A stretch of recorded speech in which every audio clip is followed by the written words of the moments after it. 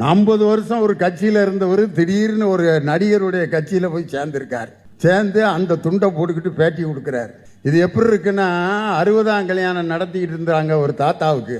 அந்த தாத்தா பக்கத்துல பாக்குறாரு, அந்த 60 வயசு கூட வாழ்ந்த அந்த மனைவிய கிளவியை தான் உட்கார வச்சிருந்தாங்க. உடனே அந்த தாத்தாவுக்கு கோபம் வந்துருச்சு. ஏண்டா இவ்வளவு கஷ்டப்பட்டு கல்யாணம் பண்ணி அதே பொம்பளைய உட்கார வச்சிருக்கீங்க?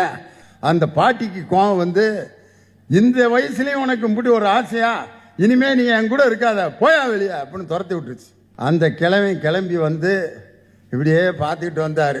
அப்படின்னு ஒரு 16 வயசு பிள்ளை பைத்தியம் பிடிச்சி இப்படியே உட்காந்துருந்துச்சு. அந்த பிள்ளை எந்த நேரத்தில் என்ன பேசும்னு யாருக்கும் தெரியாது. திடீர்னு அழுக, திடீர்னு 30 நாள் காணா போயிடறேன், திடீர்னு கோபமாக பேசேன், திடீர்னு 4 வரி பேசிட்டு ஓடி போயிடறேன். என்ன பேசும், எந்த நேரத்தில் என்ன செய்யும் தெரியாத அந்த பைத்தியம் பிடிச்ச 16 வயசு பிள்ளைய அந்த வயசான தாத்தா கல்யாணம் பண்ணா அந்த பிள்ளைக்கும் உதவாது, அந்த கிழவனுக்கும் உதவாது. இன்னைக்கு அது மாதிரி தான் இன்னைக்கு ஒரு 50 வருஷம் ஒரு கட்சியில் இருக்கவர் ஒரு கட்சியில் போய் சேர்ந்து ஏதோ ஒரு பெரிய மாபெரும் மாற்றம் நிகழப் போகிறது என்று